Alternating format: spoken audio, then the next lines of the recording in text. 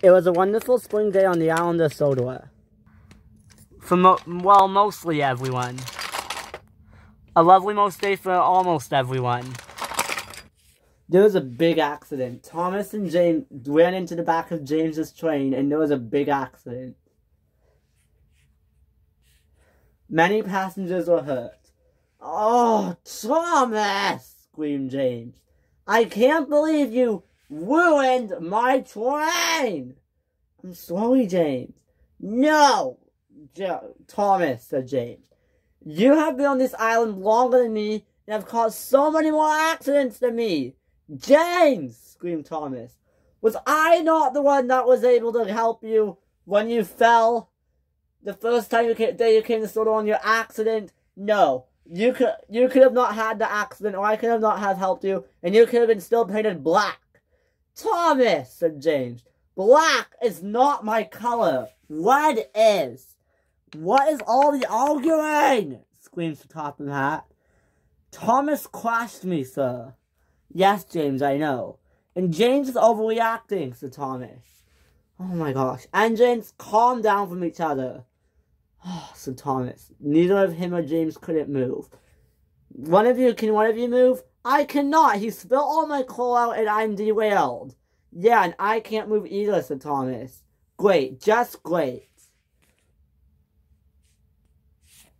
"I can't believe you, Thomas!" screamed James. "And I can't believe you for acting like this," said Thomas. "You're being so childish, James." "Thomas!" Thomas began to cry.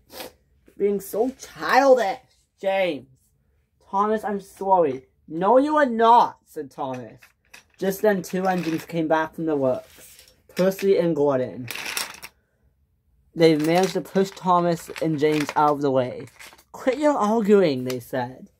"Ugh. James!" screamed Gordon. "My express coaches!" "I'm sorry," said James. "Thomas caused this." "I did not," said Thomas. "Enough!" screamed the Topham Hat. "You guys need to calm down. Percy and Gordon, may you please take these coaches away?" "With pleasure, sir," they said. "Perfect." And they moved out of the way. Annie and Clarabelle picked up first. "Bye, Thomas," said Percy. "Bye," said Thomas, who was really sad and mad. "Thomas, what's wrong?" "Nothing, sir," said Thomas. "Absolutely nothing." Next, Gordon's express coaches will pick up. "Goodbye, and don't you ever crash my coaches again, James," said Gordon, "or else you will never pull the express again." "Gordon!" screamed James. And Thomas and James began arguing again. They argued and argued and argued until eventually Thomas got picked up by Harvey. "Let's get you out of here," said Harvey. "With pleasure," said Thomas. "How rude," said James. Thomas was brought to the works and he was off. "Sir, you need to scrap Thomas," said James. "What?" said Topham Hat. "Yes," said James. "He is a very bad engine. He crashed me, sir, and everything." "Well, James, since Thomas is probably going to the steamworks, you will go to the works." "No, he should go to the works." "No, he shouldn't," said Topham Hat. "Thomas did not mean to crash into you." "Yes, he did," said James. "I was coming over this hill, and I stopped to make Paxton and Sydney move out of the way, which they now did. But that was enough time for Thomas to come thundering over the hill and hit me at full speed. He was going way too fast, sir." "James, I understand Thomas can be a cheeky little engine." "Cheeky little engine? No, he's much more than just a cheeky little engine. James, enough. I don't want to hear another word out of you about Thomas. Once Harvey and Rocky pick you up, you'll be going straight to the works." "Yes, I will," said James. "Oh, Thomas is such a rude engine, sir. He needs to leave. He's almost just as bad as Diesel 10. "James," said the Topham Hat, "Thomas has helped defeat Diesel 10. You know." "Yes, sir," said James. "I know. So don't say that about Thomas. He has done a lot for this railway and a lot to save everyone. He is one of Soda's most famous and most proudest engine ever, he said. I'm very proud of Thomas.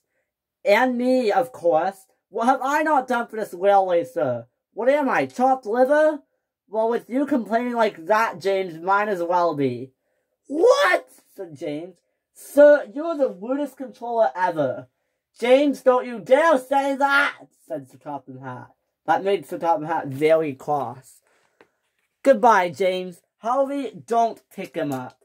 He will be waiting even longer than Spencer now. Spencer, said James. Yes, I have him laying in a field right now, and you can join him.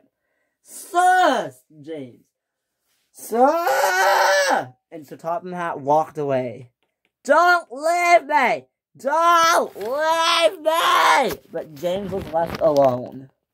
James was the maddest engine on Soda. I cannot believe this! He screamed at full blast. Thomas! I am gonna get you so good that you will fall all the way off the track when you come back from the steam works! Mark my words! What is going on here? Said Edward. James, we can hear you from the sheds. Sorry, Edward, I'm just very mad with Thomas. James, said Edward, you need to keep it easy on Thomas. Thomas has done a lot for this railway. Thomas has defeated Diesel 10. Yeah, Mr. Topham Hatt, you sound just like him. And speaking of him, where is he? He walked away, said James. He's very mad at me right now, so he just walked away. He said I can wait in this field until Spencer, even longer than Spencer now.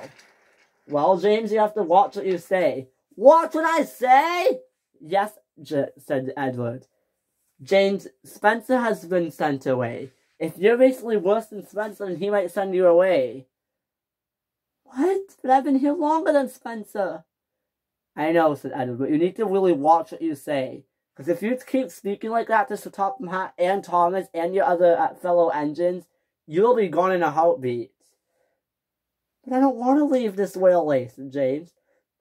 I've done so much for it, and... James began to cry.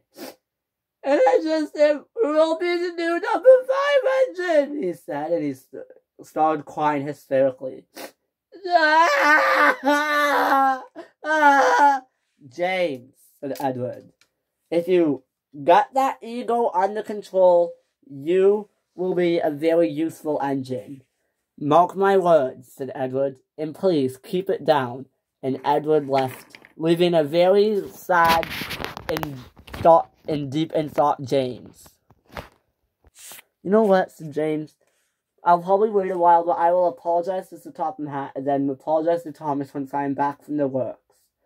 That's what I'll do, said James. I overreacted big time, and that was not good of me. And James realized what he had done and laid in the field until someone would pick him up. The end.